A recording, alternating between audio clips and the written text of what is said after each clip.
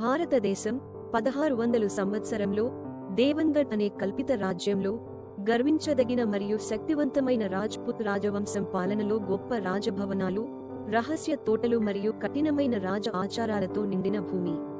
ఆరవ్ సింగ్ ధైర్యవంతుడైన సామాన్యుడు, రాజ తోటమారి కుమారుడు, రాజభవన పువ్వుల మధ్య పెరిగాడు కాని బహిష్కరించబడిన యోధుడిచే రహస్యంగా కత్తిసాములో శిక్షణ పొందాడు. దయగల హృదయం, కవితాత్మకం కాని స్వేచ్ఛ మరియు గౌరవం యొక్క కలలతో మండుతున్నది. యువరాణి మెహర్ దేవన్గఢ్ యొక్క కిరీట యువరాణి. ఆమె దయ మరియు తెలివితేటలకు ప్రసిద్ధి చెందింది. రహస్యంగా తిరుగుబాటు చేసే ఆమె ప్యాలెస్ గోడల వెలుపల ఉన్న ప్రపంచం పట్ల ఆకర్షితురాలైంది మరియు తరచుగా సామాన్యుల మధ్య నడవడానికి మారువేషంలో ఉంటుంది. మెహర్ పట్టు వస్త్రాలు మరియు పొత్తులకు అతీతమైన జీవితాన్ని కోరుకుంటూ రాత్రిపూట సాధారణ ముసుగు మరియు వస్త్రంతో రాజభవనం నుండి తప్పించుకుంటుంది. ఒక సాయంత్రం ఆలయ తోటలకు రహస్య సందర్శన సమయంలో ఆమె రాత్రిపూట వికసించే మల్లెలను చూసుకుంటూ ఆరవ్ను కలుస్తుంది. ఆమె ఒక ఆస్థాన మహిళ అని అతను భావిస్తాడు. ఆమె కూడా ఒకరిలా నటిస్తుంది. వారి మొదటి సమావేశం క్లుప్తంగా ఉంటుంది కానీ శక్తివంతమైనది. చంద్రుని గురించి పంచుకున్న కవిత ద్వారా గుర్తించబడింది. రాత్రులు గడిచే కొద్దీ వారు మల్లె చెట్ల క్రింద మళ్లీ కలుస్తారు. వారి బంధం మరింతగా పెరుగుతుంది. ఆరవ్ ఆమె కోసం పద్యాలు రాస్తాడు. ఆమె అతనికి రాజ చరిత్రను బోధిస్తుంది. ఇద్దరికీ మరొకరి నిజమైన గుర్తింపు తెలియదు.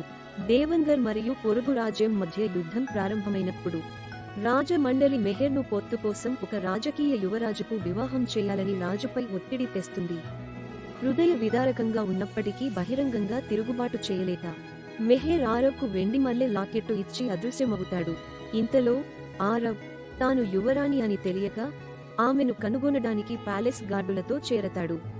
పట్టాభిషేక సమయంలో అతను ఆమెను మళ్లీ సింహాసనంపై చూస్తాడు. వారి కళ్ళు కలగలిసిపోతాయి. షాక్, బాధ, సాక్షాత్కారం. రాజు ఆరవ్ యొక్క అనురాగాలను కనుగొని అవమానానికి అతన్ని ఉరితీయాలని ఆదేశిస్తాడు.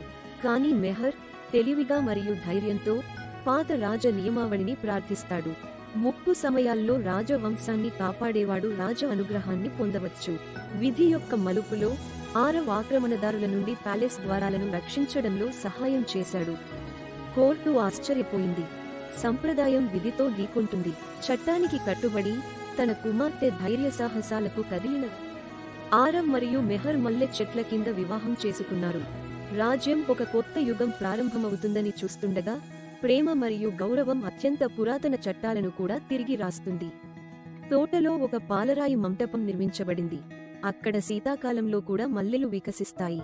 మరియు నేటికీ దేవన్గఢ్లో ప్రేమికులు మెహర్ మరియు ఆరవ్ ఆత్మ వారి కలయికను ఆశీర్వదిస్తుందని ఆశిస్తూ